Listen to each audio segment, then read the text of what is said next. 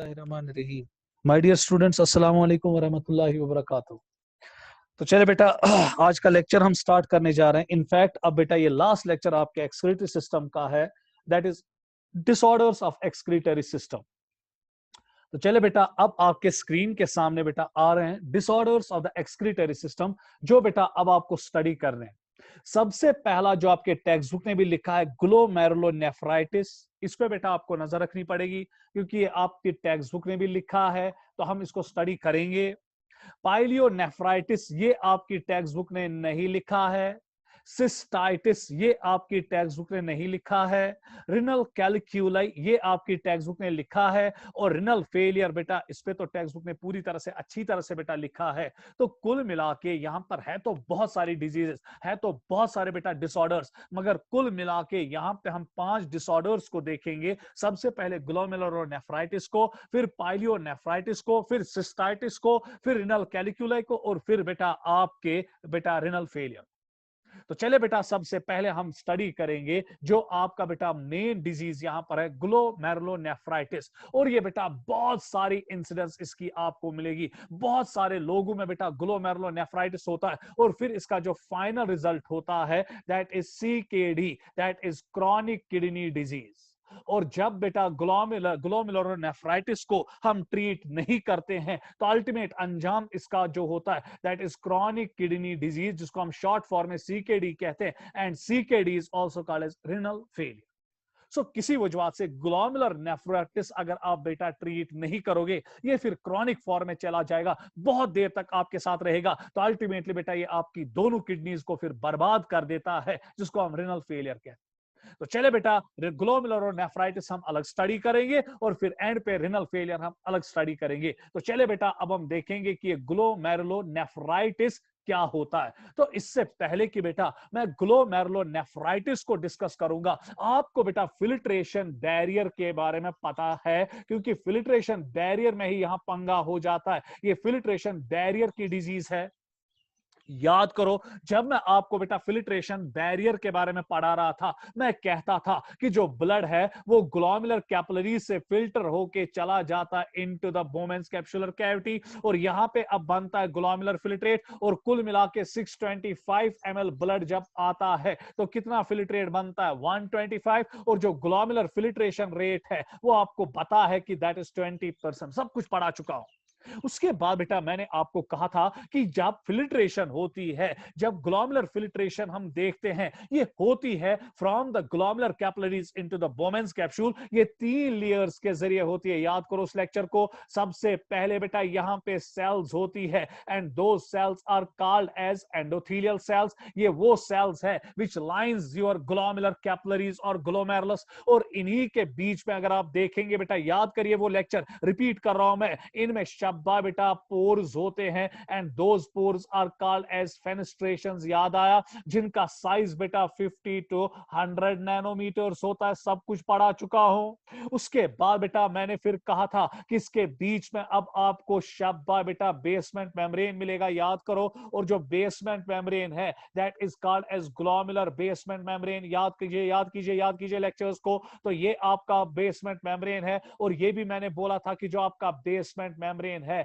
that is शब्बा बेटा negatively charge. याद करो, so this is the glomerular basement membrane and it is negatively charged।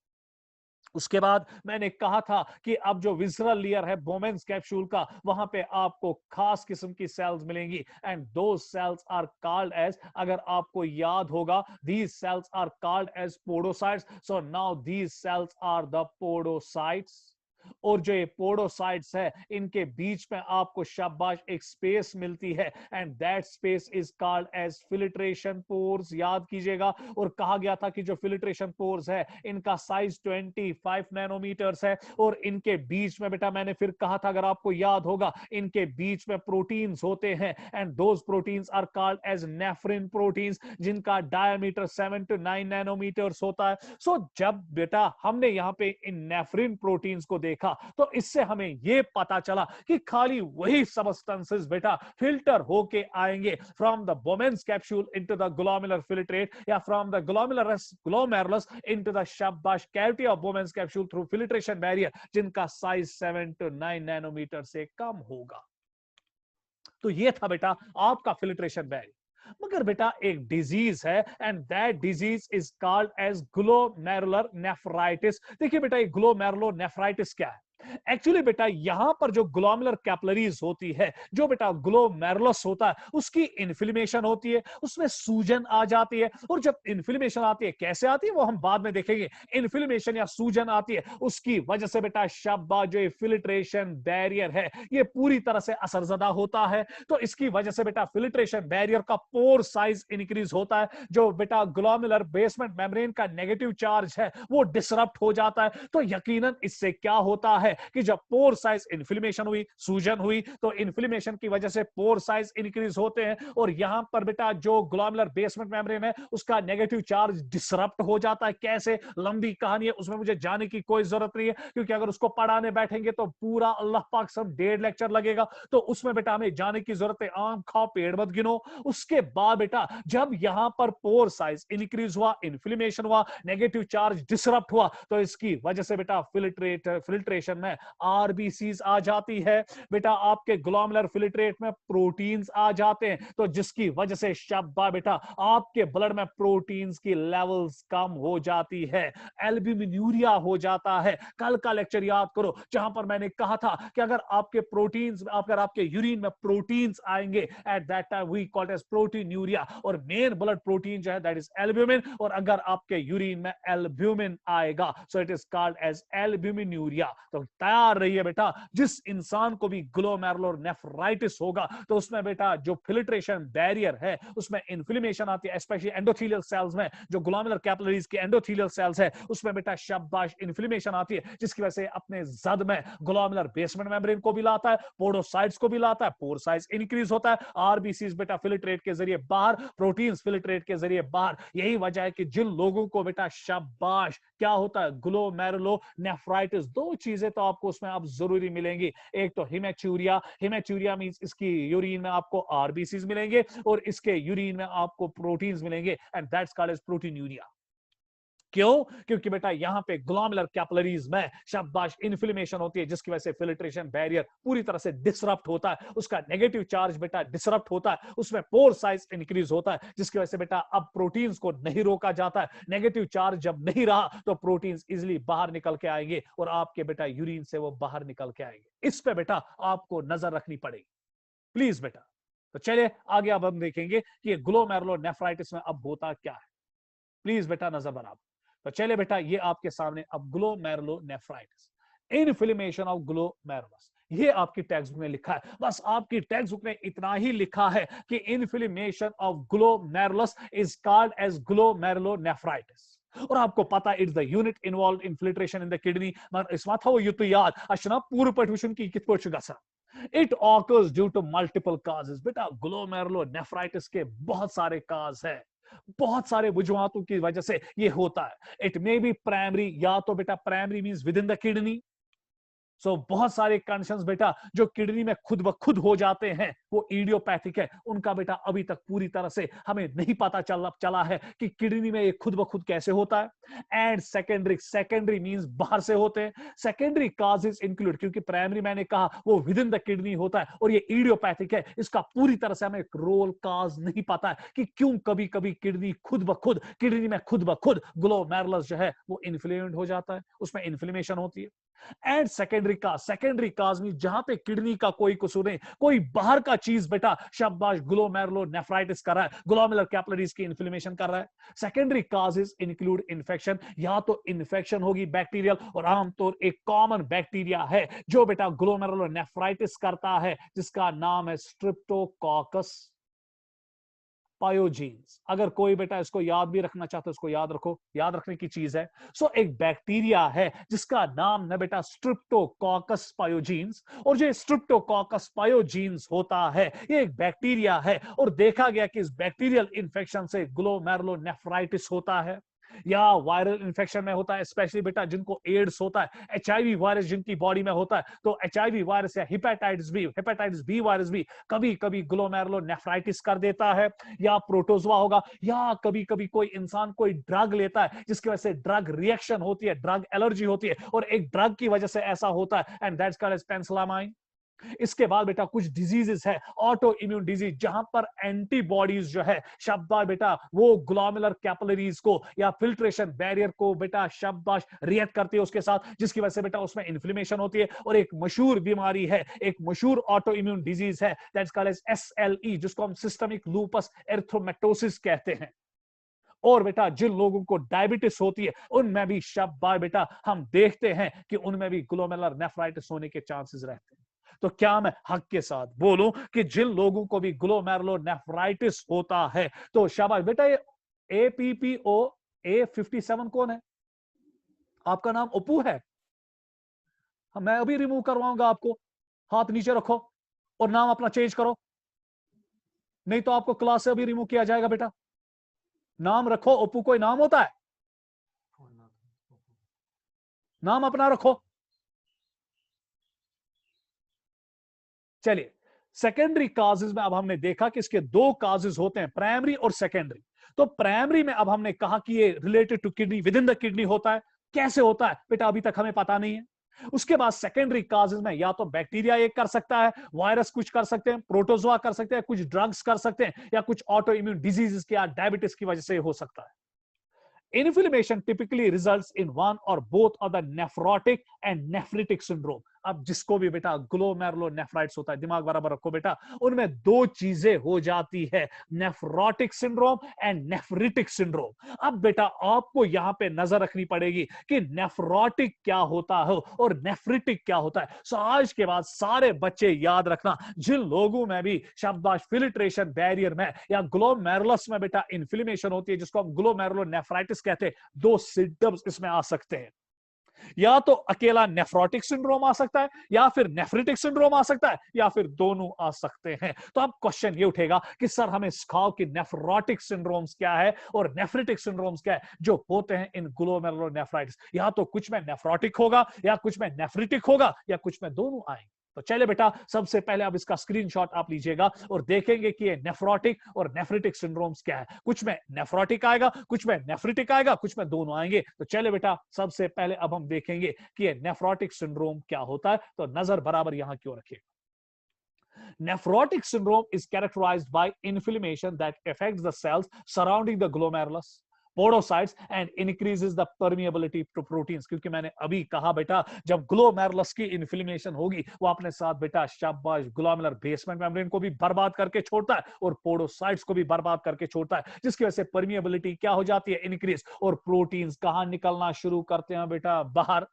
सो अगर आप गौर से देखेंगे यहां पर ये नॉर्मल है, समझ में आ गया। सो यहां पे नॉर्मल फिल्ट्रेशन होती थी, खाली स्मॉल मॉलिक्यूल्स बाहर निकल के आते थे। मगर जब बेटा यहां पे अगर आप गौर से देखेंगे, ये आपका फिल्ट्रेशन बैरियर है ना, इसमें डैमेज हो चुका है ना। अगर आप गौर से देखेंगे, यहां डैमेज हुआ है, यहां डैमेज हुआ है, यहां डैमेज हुआ है, यहां पोडोसाइट्स में बेटा डैमेज हुआ है। तो इसकी वजह से प्रोटीन्स कहां निकल के आते हैं, बाहर। और जब प्रोटीन्स बाहर निकल के आते हैं सो तब हम कहते हैं it is the nephrotic syndrome. So आज के बाद अगर बेटा ग्लोमेरुलोनेफ्राइटिस हो रहा है और फिर प्रोटीन्स बेटा यूरिन से बाहर निकल रहे हैं due to disruption of the filtration barrier, due to inflammation, at that time बेटा we call it as nephrotic syndrome.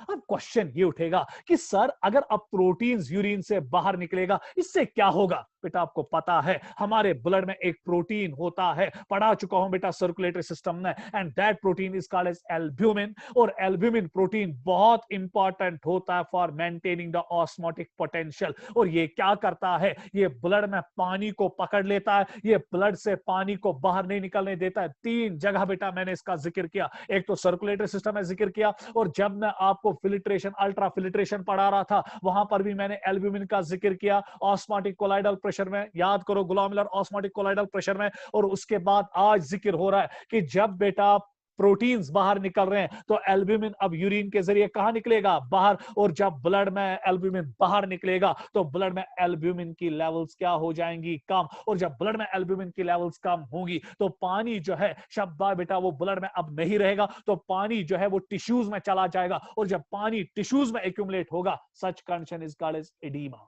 EDEMA। यही वजह है कि बेटा इंशाल्लाह जब आप डॉक्टर बनोगे, अगर आपके पास कोई पेशेंट आ रहा है उसको एडीमा हो रहा है, एडीमा मींस उसके पैरों में पानी जमा हो रहा है, उसके हाथों में पानी जमा हो रहा है, उसके हाथ फूल रहे हैं, उसके पैर फूल रहे हैं, तो बेटा जान लीजिए, मान लीजिए हो सकता है कि ये नेफ्रोटिक सिंड्रोम आ रहा है, क्योंकि इस इंसान को ग्लोमेरुलोनेफ्राइटिस है। और इसको बेटा आपको इजी लेने की कोई जरूरत नहीं, ये बहुत गंदी कंडीशन है, इसको जल्दी ट्रीट करो। अगर ट्रीटमेंट नहीं करोगे तो इस पेशेंट को आगे जाके किडनीज बर्बाद हो जाएगी, इसको रिनल फेलियर हो जाएगा।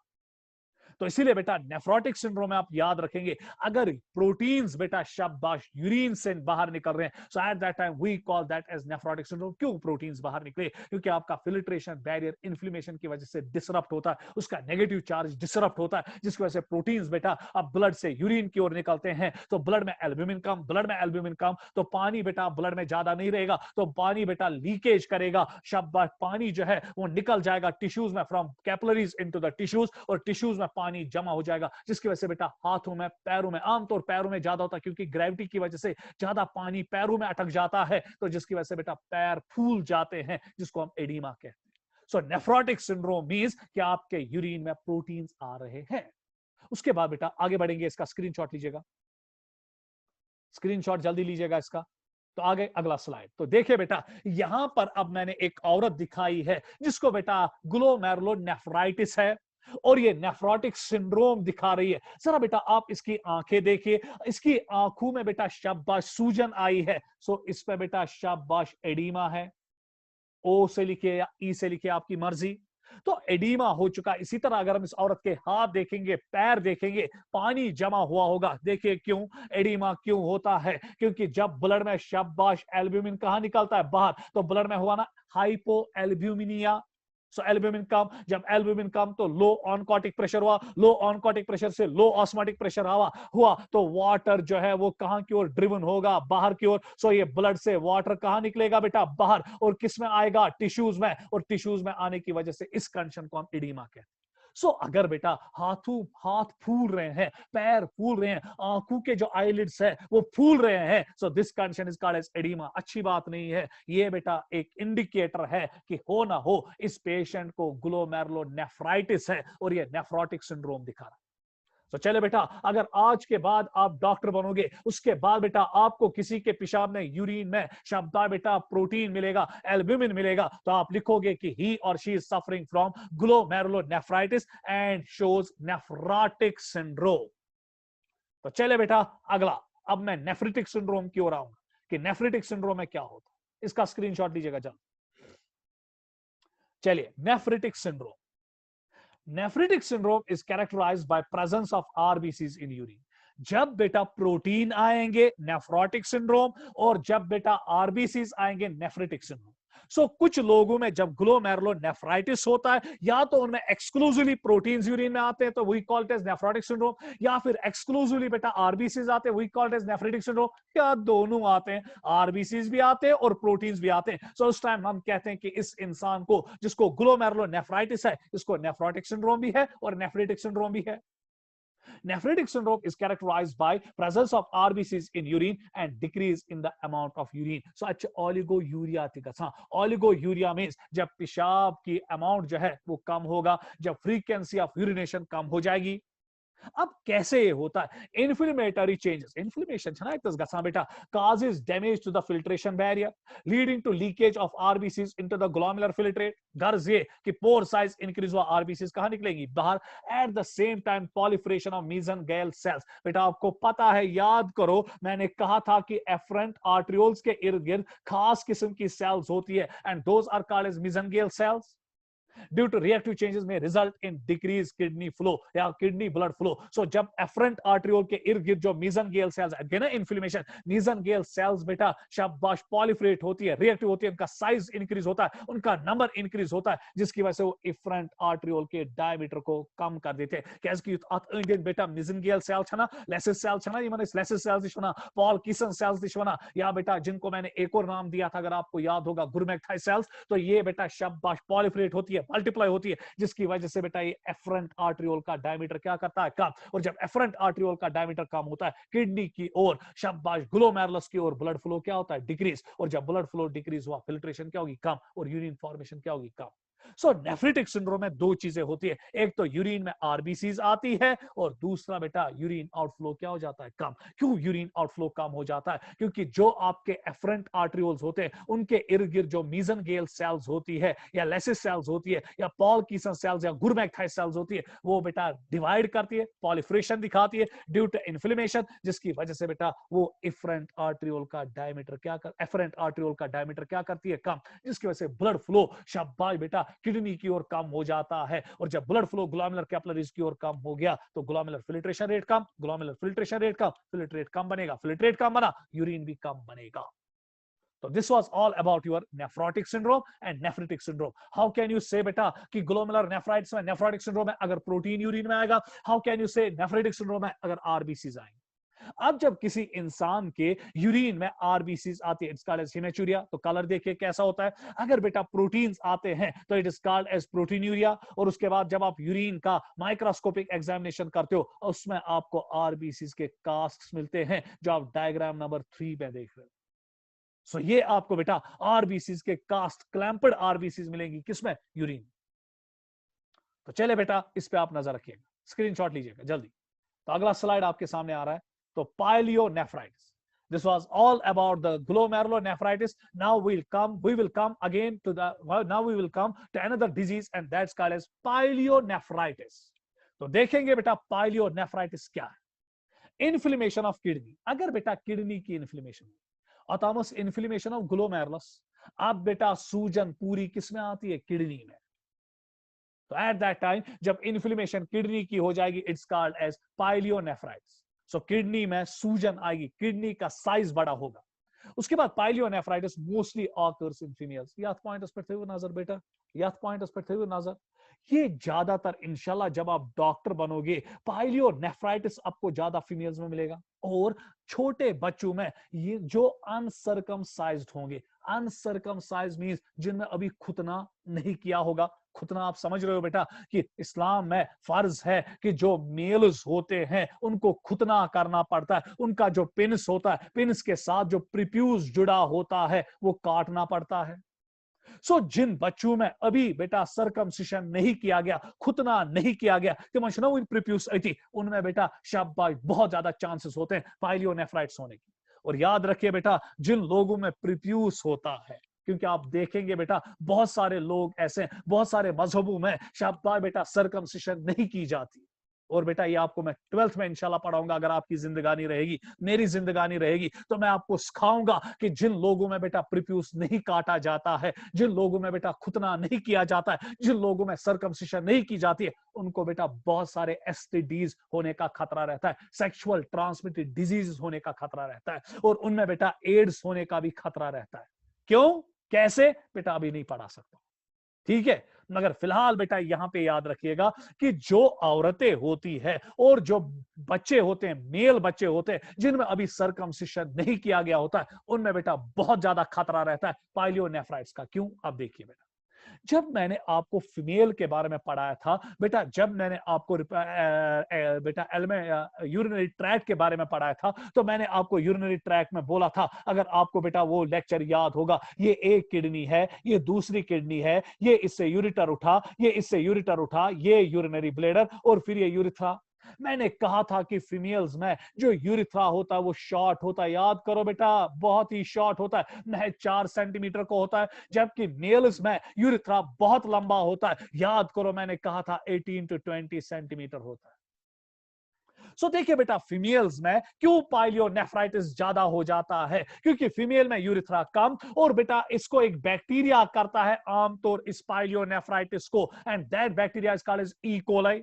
सो जब फीमेल में यूरिथ्रा छोटा है तो इस ई कोलाई को शब्दा बेटा किडनी तक पहुंचने में टाइम कम लगेगा, कोई बेटा रेजिस्टेंस नहीं आएगी, क्योंकि यूरिथ्रा बहुत छोटा होता है और यूरिथ्रा बेटा एसिडिक रहता है, ये आपको पता होनी चाहिए, और एसिडिक एनवायरनमेंट ई कोलाई के लिए बहुत खतरनाक होता है। जब यूरिथ्रा कम, छोटा, एसिडिक एनवायरनमेंट कम, तो ई कोलाई बहुत मजे में कहां तक पहुंचेगा बेटा, किडनी तक, फ्रॉम यूरिथ्रा, और बेटा किडनी की डिजीज करेगा, दैट्स कॉल्ड पाइलियोनेफ्राइटिस। मगर मेल्स में यूरिथ्रा इंतहाई लंबा होता है, और जब यूरिथ्रा मेल्स में इंतहाई लंबा है, ऊपर से बेटा एसिडिक पीएच है, तो बेटा शब्द जब ई कोलाई आगे बढ़ेगा, उसको लंबी डिस्टेंस जो है वो पार करनी है, तो लॉजिकली बेटा जब उसको लंबी डिस्टेंस मेल यूरिथ्रा में पार करनी है, तो एसिडिक एनवायरनमेंट उसको आगे नहीं बढ़ने देगा, तो उसको ज्यादा एसिडिक एनवायरनमेंट का सामना करना पड़ेगा, तो इसीलिए बेटा वो बहुत देर तक बेटा शाबाश जिंदा नहीं रह सकता इस एसिडिक एनवायरनमेंट।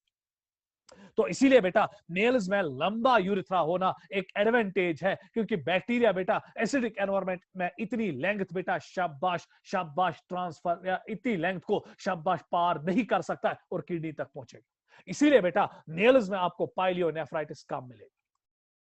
अब जो बेटा इन्फेंट्स है जो अनसर्कमसाइज्ड है, उनमें बेटा क्यों पाइलियोनेफ्राइट ज्यादा होता है, क्योंकि उनके पिनिस के सामने एक शाबाश बेटा एक फोर स्किन होता है, एक स्किन का फोल्ड होता है, and that skin fold is called as prepuce, और इस प्रीप्यूस में शाबाश बेटा ये बैक्टीरिया जो है कॉलोनाइज हो जाता है, ये बैक्टीरिया जो है ग्रो करता है, मल्टीप्लाई करता है और ढेर सारा नंबर बनाता है, जिसकी वजह से बेटा जब इसका ढेर सारा नंबर बना, फिर ये यूरिथ्रल ओपनिंग के जरिए कहां पहुंचता है, किडनी में। तो इसलिए आज के बाद सारे बच्चे याद रखना कि प्रीप्यूस के रिमूवल करने से, स्पेशली बेटा मुस्लिम्स प्रीप्यूस रिमूव करते हैं, ज्यूज भी प्रीप्यूस को रिमूव करते हैं, तो लॉजिकली बेटा जिनमें प्रीप्यूस रिमूव होता है उनमें बेटा एसटीडी होने के चांसेस कम, सेक्सुअल ट्रांसमिटेड डिजीज होने के कम चांसेस कम, जैसे एड्स है, या इसी तरह बेटा उनमें पाइलियोनेफ्राइटिस होने के चांसेस कम, क्योंकि जब प्रीप्यूस ही नहीं रहा तो ई कोलाई वहां पे कॉलोनाइजेशन और मल्टीप्लाई नहीं करेगा।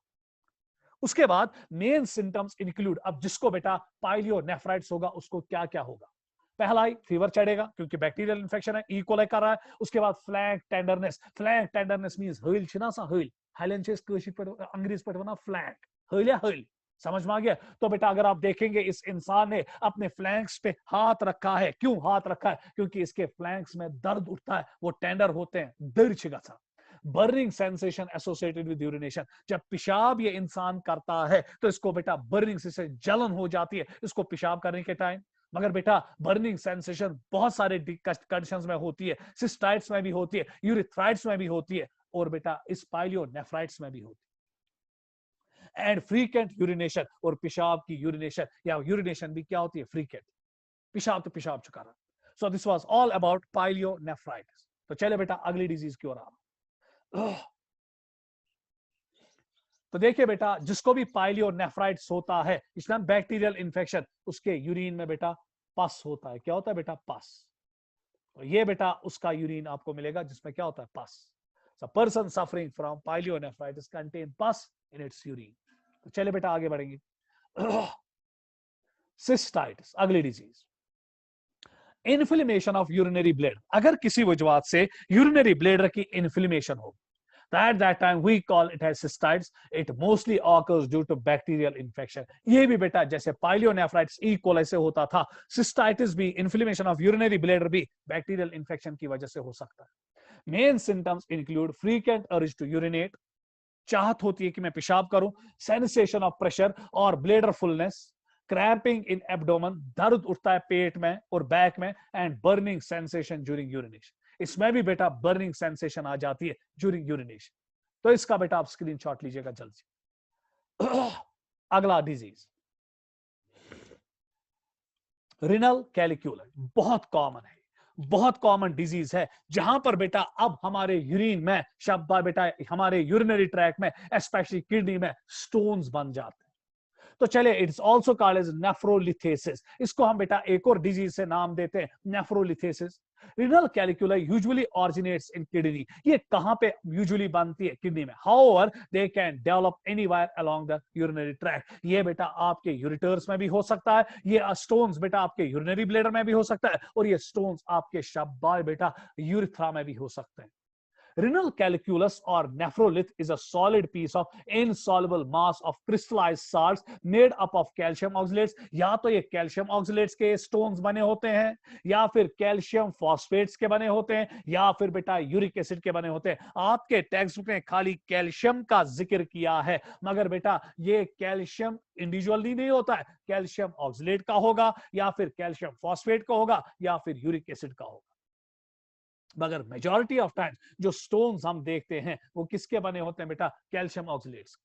Main aetiological factors which favour formation of renal कैल्कुलाई. किसकी वजह से बेटा अब हमारे किडनी में स्टोन्स बनते हैं, ये कैल्कुलाई बनते हैं, या नेफ्रोलिथ बनता है? तो देखिए बेटा वो जवाब क्या है? Imbalance of pH in urine. अगर बेटा यूरिन का पीएच में इम्बैलेंस होगा तो उसकी वजह से शब्द बेटा ये रिनल कैल्कुलाई बनते हैं. और आपको बेटा मैंने कल के लेक्चर में कहा था यूरिन का नॉर्मल पीएच कितना होता है? 6. अगर बेटा इस पीएच में चेंजेस आएंगी तो तैयार रहिए बेटा, आपको रिनल कैल्कुलाई होने वाला है, आपके किडनी में स्टोन्स बन जाएंगे.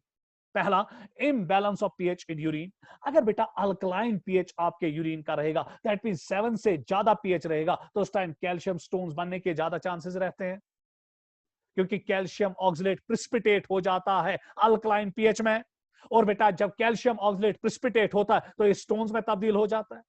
While as more acidic pH, अगर 6 से pH कम हो जाएगा, it favors uric acid formation stones. तो यूरिक एसिड बेटा एसिडिक pH में प्रेसिपिटेट होता है, क्योंकि जब एसिड एसिड में आ जाता है, एसिड बेटा पीएच है, यूरिन का एसिड पीएच एसिडिक है, यूरिक एसिड भी एसिडिक है, इसकी वजह से बेटा जो यूरिक एसिड है वो प्रिसिपिटेट हो जाता है, और शब्बा बेटा उसकी वजह से क्या बनते हैं? Uric acid stones. So that means कि बेटा अगर आपके यूरिन का पीएच किसी वजह से चेंज हो रहा है, वो अल्कलाइन हो रहा है, तो calcium oxalate crystal stone crystal जो है या कैल्शियम ऑक्सलेट जो है वो प्रिसिपिटेट होगा और उसके स्टोन बनेंगे किडनी में. और अगर बेटा किसी वजह से एसिडिक पीएच 6 से कम हो रहा है तो तैयार रहिए, आपका यूरिक एसिड जो है वो प्रिसिपिटेट होगा और यूरिक एसिड स्टोन्स बनेंगे. इसी तरह बेटा गाउट एक बीमारी है. तो गाउट में क्या होता है? गाउट में बेटा ब्लड में यूरिक एसिड की लेवल्स क्या हो जाती है? इंक्रीज. सो अगर गाउट है तो यूरिक एसिड बेटा इंक्रीज होगा, यूरिन से यूरिक एसिड ज्यादा निकलेगा, जिसकी वजह से बेटा शाबाश यूरिक एसिड प्रेसिपिटेट हो सकता है और स्टोन्स बना सकता है. इसी तरह एक बीमारी है that's called hyper parathyroidism. Hyper parathyroidism means कि इस डिजीज में पैरेट हार्मोन बेटा ज्यादा निकलता है, और जब पैरेट हार्मोन ज्यादा निकलता है तो शाबाश कैल्शियम की लेवल्स ब्लड में इंक्रीज होती है. तो ये हाई लेवल कैल्शियम जो ब्लड जो है जब ये किडनीज में पहुंचता है तो ये ऑक्सलेट्स के साथ मिलता है और कैल्शियम ऑक्सलेट क्रिस्टल्स बना डालता है. सो जिस इंसान को हाइपर पैराथायरॉयडिज्म होता है उसमें भी खतरा रहता है कि उसमें बेटा स्टोन्स बनने का चांस रहता है, मगर मोस्टली कैल्शियम ऑक्सलेट स्टोन्स.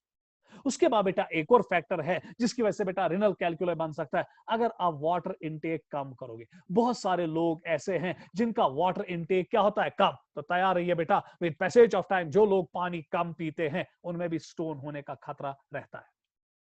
तो गर्ज ये अब आपको पता चला कि अगर किसी वजह से हमारी किडनीज के अंदर स्टोन्स बनेंगे, हमारी किडनीज के अंदर बेटा कैल्कुलाई बनेंगे, we call that condition as renal calculi. और ये कैल्शियम ऑक्सलेट के, कैल्शियम फॉस्फेट्स के और यूरिक एसिड्स के मेनली होते हैं, मगर मेजॉरिटी टाइम्स ये कैल्शियम ऑक्सलेट्स का. और ये होगा अगर इम्बैलेंस होगी बेटा पीएच ऑफ यूरिन में. गाउट के टाइम होता है, हाइपर पैराथायरॉयडिज्म के टाइम होता है, जब पैरेट हार्मोन ज्यादा निकलता है तो कैल्शियम की लेवल्स ब्लड में इंक्रीज होती है, और जब कैल्शियम की लेवल्स ब्लड में इंक्रीज होती है तो जब ये हाई ब्लड जिसमें कैल्शियम बहुत ज्यादा है किडनी तक पहुंचता है तो ये कैल्शियम वहां पे प्रेसिपिटेट होता है, ऑक्सलेट्स के साथ मिलता है और बनाता है कैल्शियम ऑक्सलेट क्रिस्टल्स या स्टोन्स. इसी तरह बेटा जो लोग पानी कम पीते हैं उनमें भी रिनल कैल्कुलाई होने का खतरा रहता है. तो आगे की ओर बढ़ेंगे बेटा. नेक्स्ट कि अब हम बेटा क्या क्या सिम्टम्स देखते हैं जिन लोगों में बेटा रिनल कैल्कुलाई होता है. बेटा इसमें जबरदस्त पेन होती है. जिन लोगों को भी क्या दोन किस्म साइलेंट स्टोन्स, समझ में आ गया, and pain creating stones. Silent stones बेटा आमतौर वो स्टोन्स रहती है जो कोई दर्द नहीं करता है. बहुत सारे लोगों में बेटा, आप में भी बहुत सारे बच्चों में किडनी में स्टोन होगी और उनको पता भी नहीं होगा कि हमारी किडनी में स्टोन है. मैंने भी बेटा एक बार अल्ट्रासाउंड करवाया, और जब मैंने अल्ट्रासाउंड करवाया तो मेरी किडनीज में बेटा 3 mm की 3 बेटा स्टोन्स निकली, और मुझे पता भी नहीं था। हाँ, उसके बाद मैंने ढेर सारा फिल्ट्रेट पिया शब्बा बेटा, उसके बाद कुछ दवाइयां ली, और उसके बाद बेटा इजिली वो मेरी किडनी से रिमूव हो गई। अब बेटा क्वेश्चन ये उठता है कि इसमें क्या क्या सिम्टम्स आते हैं। सीवियर पेन, बहुत खतरनाक pain in the side and back below the ribs. So बेटा पीछे किडनी है, वहीं पे बेटा मैंने आपको लोकेशन भी दिखाई है, वहीं पे बेटा बहुत सारी बेटा पेन उठती है, और फिर ये पेन स्प्रेड करती है towards the lower abdomen and groin. Groin means बेटा जंगनिम कास्चनासा। अगर बेटा आपको पेन ऊपर से आ रही है, पीछे से बैक से आ रही, और फिर वो ग्रॉइन की ओर जंगन मजिम कास्चासा उसकी ओर जाएगी, तो जान लीजिए, मान लीजिए बेटा, आपको हो सकता है आपको रिनल कैलकुलाई हो। उसके बाद बेटा movement of stone in the kidney. अगर बेटा ये स्टोन किडनी में मूव कर रही है, कैसे मूव कर रही है? अगर ये माइनर कैलिक्स में है, अब जब यूरिन आ रहा है माइनर कैलिक्स में, वो स्टोन को धकेलेगा टुवर्ड्स द मेजर कैलिक्स, और जब ये बेटा शाबाश स्टोन जो है, जब ये किडनी में माइनर कैलिक्स में या मेजर कैलिक्स में या रिनल कैलिक्स में मूव कर रही है या मूवमेंट दिखा रही है, उस टाइम बेटा बहुत खतरनाक पेन उठती है। और आमतौर बेटा कभी कभी ये माइनर कैलिक्स के वॉल को इंजर कर देती है, मेजर कैलिक्स के वॉल को इंजर करती है, रिनल पेल्विस के वॉल को इंजर कर देती है, और उसकी वजह से बेटा ब्लीडिंग भी हो सकती है, जो बेटा फिर यूरिन में आ जाता है, हेमेटूरिया हो जाता है। उसके बाद pain on urination associated with oliguria. बेटा जब ये इंसान पेशाब करता है, तो पेशाब करने के टाइम इसको बहुत ज्यादा पेन उठती है, और कभी कभी बेटा ओलिगोयूरिया हो सकता है, या बेटा एन्यूरिया हो सकता है, अगर ये स्टोन कंप्लीटली ब्लॉकेड करेगी यूरिथ्रा को या बेटा यूरिटर्स, तो एट दैट टाइम एन्यूरिया हो जाएगा, यूरिनेशन होगी नहीं। अब सपोज बेटा आपके पास कोई पेशेंट आया जिसका रिनल कैलिकुला है, तो आप उसको कैसे ठीक करोगे? सपोज बेटा आप अगर देखोगे, अल्ट्रासाउंड कर रहे हो, इंशाल्लाह आप डॉक्टर हो, और आपको मिल रहा है कि स्टोन का साइज जो है वो 3 mm है, 4 mm है, या इवन 5 mm है, हम इसको निकाल सकते हैं विदाउट एनी बेटा इंटरवेंशन, सर्जिकल इंटरवेंशन, खुद ब खुद निकल सकता है, अगर आप ढेर सारा पानी पियोगे और अल्कलाइजर्स पियोगे, जिसकी वजह से बेटा स्टोन जो है वो क्रश हो जाता है, और फिर पेशाब से कहां निकलता है? बाहर। मगर अगर बेटा इसका साइज बहुत बड़ा होगा, सपोज 8 mm होगा, 10 mm होगा, 25 mm होगा, 28 mm होगा, उस टाइम बेटा ये सीधे शब्बा बेटा water intake, heavy water intake से नहीं निकलेगा, तो उस टाइम डॉक्टर को कोई ना कोई मेडिकल इंटरवेंशन अब करनी है, जिसकी वजह से स्टोन को बाहर निकालना पड़ेगा। बेटा पिछले जमाने में हम क्या करते थे? हम ओपन कट सर्जरी करते थे, और डायरेक्टली किडनी से बेटा फिर स्टोन को निकालते। पर जितना मेडिकल साइंस एडवांस हो गया, क्योंकि ओपन कट में बेटा हमें ढेर सारा बेटा एब्डोमेन को खोलना पड़ता था, उसके बाद किडनी को खोलना पड़ता था, और फिर उसे स्टोन को बाहर निकालना पड़ता था, लेबोरियस प्रोसेस था। डॉक्टर बेटा पेशेंट को बहुत सारे टांके लगते थे, स्टिचेस लगते थे, और उसको बेटा 10-15 दिन हॉस्पिटल में देने पड़ते थे, और बेटा उसके बाद इंफेक्शन होने का भी चांस बहुत ज्यादा रहता था, और कभी कभी ऐसे पेशेंट्स इंफेक्शन की वजह से मर जाते थे। तो लॉजिकली बेटा जो जो मेडिकल साइंस एडवांस होता गया, आज बेटा बगैर काट दिए, बगैर किडनी को काटे हुए, बगैर एब्डोमेन को काटे हुए, हम बेटा इस स्टोन को बाहर निकाल सकते हैं, और बहुत सारे टेक्निक्स हैं जिससे बेटा हम इन स्टोन्स को बाहर निकालेंगे। और एक टेक्निक बेटा अब आपके स्क्रीन के सामने आ रही है, और उस टेक्निक को हम extra corporeal shock wave lithotripsy कहते हैं। तो अगर बेटा इंशाल्लाह जब आप डॉक्टर बनोगे, तो आप इसको शॉर्ट फॉर्म में लिखोगे ECSL। अगर आप कहोगे कि मुझे इस पेशेंट का ECSL करना है, इसका मतलब यह हुआ कि आप इसका स्टोन रिमूव करने जा रहे हो इसकी किडनी से, और एक टेक्निक के जरिए, that's called as extra corporeal shock wave lithotripsy. और जिस मशीन में आपके सामने मशीन है, इस मशीन पे इसको किया जाता है। तो क्या किया जाता है बेटा, इस मशीन के जरिए इसके पेट से बेटा हाई फ्रीक्वेंसी साउंड वेव्स को पास किया जाता है, और जब हाई फ्रीक्वेंसी साउंड वेव्स पास होती है इसके पेट से, तो वो इसके स्टोन को किडनी में क्रश कर देती है। तो ये साउंड वेव्स की इंटेंसिटी इतनी ज्यादा होती है, इनकी फ्रीक्वेंसी इतनी ज्यादा होती है कि स्टोन को किडनी में क्रश करती है। क्या कहीं कोई कट लगा? क्या कहीं कहीं चाकू कोई लगा? क्या हमने किडनी को काटा? क्या हमने एब्डोमेन को काटा? क्या हमने स्किन को कहीं काटा? नहीं, सीधे बेटा इस पेशेंट को मशीन पे बिठाया, और उसके बाद बेटा इसके पेट पे हम बेटा apparatus रखते हैं जो हाई साउंड वेव्स प्रोड्यूस करता है, और इन हाई साउंड वेव्स की फ्रीक्वेंसी इतनी होती है कि ये स्टोन को क्रश कर देते हैं किडनी के अंदर। तो चले बेटा, और फिर जो क्रशड स्टोन है वो पेशाब से कहां निकलती है? बाहर। तो चले बेटा इसका स्क्रीनशॉट लीजिएगा और देखेंगे बेटा क्या ये करता है। तो देखिए बेटा होता क्या है। ये एक इंसान है, अब इस इंसान की किडनी में बेटा यहां पे मैं स्टोन बना रहा हूं, तो चले बेटा यहां स्टोन्स है, तो दीज आर द स्टोन्स, और माशाल्लाह बहुत बड़ी स्टोन है, शाबाश 20 mm है, 10 mm है, 25 mm है, जो सीधे नहीं निकल सकती है। अब जब बेटा इसके पेट पे हम क्या रखते हैं, हम वो मशीन का अपरेटस रखते हैं जो हाई साउंड वेव्स या शॉक वेव्स प्रोड्यूस करते हैं, तो ये शॉक वेव्स इसके किडनी तक जाती है, और इसके किडनी में देखिए ना बेटा ये शॉक वेव्स जा रही है ना, तो ये शॉक वेव्स क्या करती है, इसकी किडनी में जो स्टोन्स है उसको क्रश कर देती है और उसके छोटे छोटे टुकड़े कर देती है, जो फिर पेशाब से कहां निकलता है, बाहर। सो ये तो था बेटा शाबाश एक्स्ट्रा कॉर्पोरियल, शाबाश हम क्रशिंग कैसे करते हैं शॉक वेव से। तो टेक्निक क्या थी ये बेटा, शाबाश सारे बोलिए, टेक्निक थी extra corporeal shock wave lithotripsy technique. तो चले बेटा एक और टेक्निक है, अगर इससे बेटा ये स्टोन क्रश नहीं होगी, कभी कभी स्टोन बहुत हार्ड होती है, स्पेशली बेटा अगर यूरिक एसिड की स्टोन है वो बहुत हार्ड होती है, तो उसको निकालना बहुत मुश्किल होता है। तो एट दैट टाइम अब देखिए बेटा डॉक्टर लोग क्या करते हैं, वो एक और टेक्निक का इस्तेमाल करते, दो टेक्निक्स दिखा रहा हूं बेटा। अब एक और टेक्निक का इस्तेमाल करते हैं, that's called as percutaneous lithotripsy with the help of nephroscope.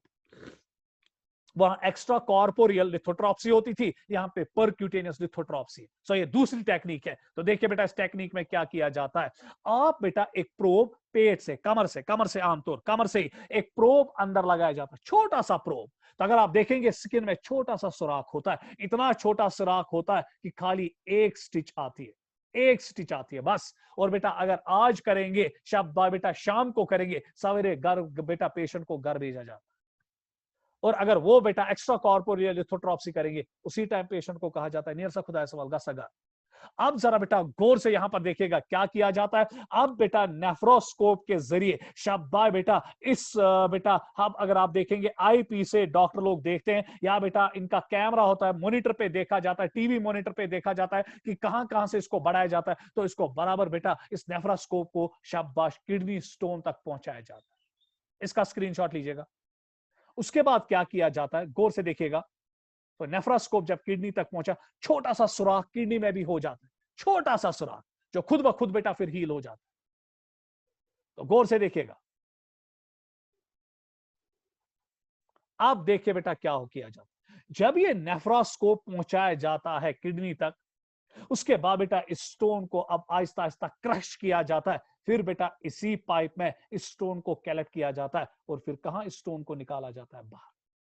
सो यहां पर बेटा हम इस स्टोन को पहले क्रश कर देते हैं नेफ्रोस्कोप के जरिए थ्रू साउंड वेव्स, और फिर बेटा इसी नेफ्रोस्कोप के जरिए इस स्टोन के टुकड़े कहां निकालते हैं, बाहर। इसकी वजह से बेटा किडनी जो है, अब किडनी में स्टोन जो है वो खत्म हो जाता है। क्यों? क्योंकि हमने इस स्टोन को कहां निकाला बेटा, नेफ्रोस्कोप से बाहर। So this was the all about your शब्बा बेटा रिनल कैलकुलाई। तो कैसे हम रिनल कैलकुलाई को बाहर निकालते हैं। तो चले बेटा अब हम लास्ट डिजीज की ओर आएंगे, and that is called as renal failure. तो चले बेटा इसी के साथ फिर हमारा शाबाश बेटा ये चैप्टर कंप्लीट होगा। तो बेटा कल से हम इंशाल्लाह एक और चैप्टर स्टार्ट करेंगे, और मोस्ट प्रोबेबली हम एंडोक्राइन सिस्टम स्टार्ट करेंगे। तो चले बेटा रिनल फेलियर अब क्या होगा। Renal failure is defined as a significant loss of renal function, और अगर बेटा renal function lost होती है, तो at that time we call it as renal failure. Renal failure is defined as a significant loss of renal function where, इसको wire लिखो, इसको मैं ठीक कर रहा हूं यहां पे, WHERE, where शाबाश kidneys fail to eliminate all the nitrogenous waste products and retain useful electrolytes. So जब बेटा किडनी जो है वो अच्छी तरह से ब्लड को फिल्ट्रेट नहीं कर पा रही है, so at that time we call it as renal failure. So जब किडनी बेटा अच्छी तरह से फिल्ट्रेशन नहीं कर पा रही है, अच्छी तरह से GFR नहीं दिखा रही है, तो उसकी वजह से बेटा आपके ब्लड में नाइट्रोजनस वेस्ट प्रोडक्ट्स की लेवल्स क्या होंगी, increase. It leads to accumulation of nitrogenous waste products, especially urea in blood, and this condition is called as uremia. So जिस इंसान का भी बेटा रिनल फेलियर होता है, तैयार रहिए, उसके शाबाश ब्लड में शाबाश यूरिया की लेवल्स क्या होंगी, increase, and at that time we call that condition as uraemia और एजोटीमिया। इसको हम एक और नाम देते हैं azotaemia. Renal failure may be acute, which progresses rapidly within few days and is potentially reversible. बेटा कभी कभी renal failure जो है वो acute होता है, कुछ ही दिनों में हो जाता है, और आमतौर बेटा बैक्टीरियल इंफेक्शन की वजह से होता है, या एक्यूट ग्लोमेरुलोनेफ्राइटिस की वजह से होता है, मगर ये बेटा रिवर्सिबल होता है। खुद बेटा दवाई देंगे, ट्रीटमेंट करेंगे तो ठीक होगा, और इट में बी क्रॉनिक, बहुत देर तक रखे रहेगा, in which there is progressive loss of renal function over a number of years and lead to permanent renal failure, and that's called as chronic kidney disease. तो क्या मैं हक के साथ बोलूं, रिनल फेलियर वो कंडीशन है जहां पर किडनी बेटा ब्लड को अच्छी तरह से फिल्ट्रेट नहीं कर पाती है, नाइट्रोजनस वेस्ट प्रोडक्ट्स नहीं बाहर निकलते, और एज अ रिजल्ट हमारा मेन नाइट्रोजनस वेस्ट प्रोडक्ट जो है वो यूरिया है, वो ब्लड में एक्यूमुलेट हो जाता है, ब्लड में यूरिया की लेवल्स इंक्रीज होती है, and that condition is called as uraemia और एजोटीमिया। और ये अच्छी बात नहीं है बेटा, अगर यूरिया की लेवल्स ब्लड में इंक्रीज हो रही है, ये हमें मारेगा, ये हमें बर्बाद करके छोड़े।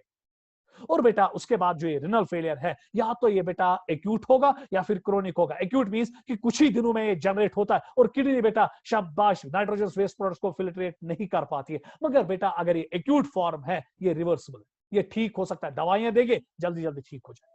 मगर अगर ये क्रॉनिक फॉर्म है, आपको पता ही नहीं है कि हमारी किडनी आहिस्ता आहिस्ता खराब हो रही है, सालों साल लगते हैं, और ये बेटा इरिवर्सिबल होता है, परमानेंट डैमेज किडनी की होती है, and that condition is called as chronic kidney disease. बहुत सारे लोगों में, ये कश्मीर में बहुत ज्यादा कॉमन है क्रॉनिक किडनी डिजीज। अब अगर किसी को क्रॉनिक किडनी डिजीज है या क्रॉनिक रिनल फेलियर है, बेटा अमिशना खूनस मज यूरिया या नाइट्रोजन वेस्ट प्रोडक्ट्स इंक्रीज गसान सो क्यों कर सदाफ नियर खुदा सवाल वंश से मारूं ना। बेटा डॉक्टर का काम होता है कि वो पेशेंट को ट्रीट करता है, वो पेशेंट को बेटा कभी छोड़ता नहीं, वो कोशिश करता है कि पेशेंट को मैं ट्रीट करूं। और अब आपके सामने दो लाइंस ऑफ ट्रीटमेंट है जिसकी वजह से आप रिनल फेलियर को ठीक कर सकते हो। One is called as haemodialysis and another is called as kidney transplant. So आज के बाद बेटा सारे बच्चे याद रखेंगे, हमारे पास दो लाइंस ऑफ ट्रीटमेंट होती है जिसकी वजह से हम इस पेशेंट को बेटा शाबाश नॉर्मल रख सकते हैं। हीमोडायलिसिस जो है ये टेम्पोररी ट्रीटमेंट, ये परमानेंट ट्रीटमेंट नहीं, क्योंकि इसको बार बार दोहराना पड़ता है। सो इसकी वजह से बेटा इंसान उम्र भर के लिए ठीक नहीं रहता है। ये ट्रीटमेंट आपको बार बार करनी पड़ती है, इसलिए टेम्पोररी ट्रीटमेंट है। पर उसके बाद बेटा जो किडनी ट्रांसप्लांट है, जहां पर बेटा एक किडनी ही अब बॉडी में ट्रांसप्लांट की जाती है जो हम डोनर से हासिल करते हैं, यह आपने सुना भी होगा। सो किडनी ट्रांसप्लांट हम उन पेशेंट्स को करते हैं जिनमें रिनल फेलियर होता है। तो इसीलिए बेटा किडनी ट्रांसप्लांट जो है ये एक परमानेंट मेथड है। परमानेंट मेथड मींस कि उसके बाद इंसान को जब किडनी ट्रांसप्लांट किया जाता है, फिर बेटा शाबाश ये परमानेंटली ठीक हो जाता है। सो हीमोडायलिसिस एंड किडनी ट्रांसप्लांट में ये फर्क है कि हीमोडायलिसिस बार बार करनी पड़ती है, परमानेंट ट्रीटमेंट नहीं है, परमानेंट सोल्यूशन नहीं है for treating the renal failure. मगर किडनी ट्रांसप्लांट बेटा एक परमानेंट सोल्यूशन है for treating the renal failure. अब एज अ डॉक्टर आप हीमोडायलिसिस कहां इस्तेमाल करोगे और किडनी ट्रांसप्लांट कहां इस्तेमाल करोगे? देखिए बेटा किडनी ट्रांसप्लांट एक जबरदस्त प्रोसीजर है, एक हेक्टिक प्रोसीजर है, जहां पर आपको पहले डोनर को ढूंढना पड़ता है जो किडनी को डोनेट करेगा। उसके बाद डोनर का बेटा ब्लड ग्रुप शाबाश एंटीजेंस और एमएससी जो मैं कल के लेक्चर में आपको इंशाल्लाह पढ़ाऊंगा वो मैच होने चाहिए, फिर ही आप किडनी को ट्रांसप्लांट करोगे फ्रॉम डोनर टू रिसिपिएंट। ऐसा नहीं है कि आप एज अ डॉक्टर बेटा जिसकी किडनी चाहोगे उसकी किडनी को बेटा दूसरे इंसान में ट्रांसप्लांट करोगे, नहीं, ऐसा नहीं हो सकता है। आपको बेटा इसमें बहुत सारे टेस्ट करने पड़ते हैं, बहुत सारे बेटा मैचेस कंडक्ट करने पड़ते हैं, बहुत सारे एंटीबॉडीज टेस्ट करने पड़ते हैं, ब्लड टेस्ट करने पड़ते हैं, एमएससी टेस्ट करने पड़ते हैं। जब वो बेटा शाबाश क्लियर होंगे, नो बेटा कंपेयर होंगे या बेटा एक दूसरे के साथ मैच होंगे between the donor and recipient, फिर आप किडनी ट्रांसप्लांट कर सकते। नहीं तो बेटा किडनी ट्रांसप्लांट ऐसे ही नहीं कर सकते। दूसरी प्रॉब्लम, अगर बेटा आपका रिनल फेलियर वाला पेशेंट जो है वो सर्जिकल रिस्क है, सर्जिकल रिस्क है, उसमें हम सर्जरी नहीं कर सकते, वो ओल्ड एज है या उसको डायबिटीज है या उसको और कोई बीमारी है जो बेटा सर्जरी हम उस पर नहीं कर सकते, तो एट दैट टाइम बेटा आप किडनी ट्रांसप्लांट का नहीं सोच सकते। तो एट दैट टाइम डॉक्टर लोग एक और टेक्निक की ओर चले जाते हैं सो दैट इस पेशेंट को रिलीफ मिले, सो दैट इस पेशेंट के ब्लड से नाइट्रोजन वेस्ट प्रोडक्ट्स कम हो जाए, and that's called as haemodialysis. और इंशाल्लाह बेटा कल के लेक्चर में आज बेटा मैं जा रहा हूं क्योंकि 1 घंटा ऑलरेडी हुआ, आप भी थके, मैं भी थक गया, तो कल के लेक्चर